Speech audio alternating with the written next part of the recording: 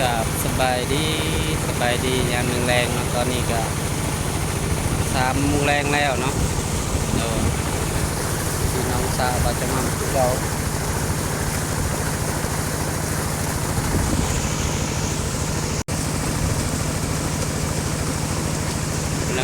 กำลังบุกลงหน่อยหนึ่ง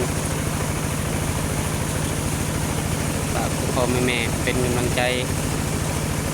หน้าเพิ่นก็อยู่ติดเบ็ดอยู่เอาเพิ่น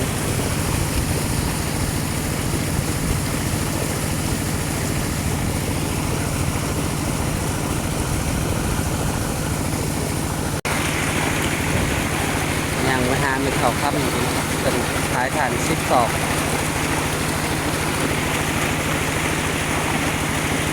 มีต้นคูนแกมน้องสะเอาจะมาลำดูดสะฝากพ่อแม่เป็นกำลังใจบาจะมั่มเด้อกดติดตามบาจะมั่มกดไลค์กดแชร์อย่าลืมกดกระดิ่งกดประกาศคลิปใหม่ๆของบาจะมั่มนี่ครับเดี๋ยวจะไปถ่ายคลิปไม่มีก็ถ่ายจะเห็นยังเปิดเพลง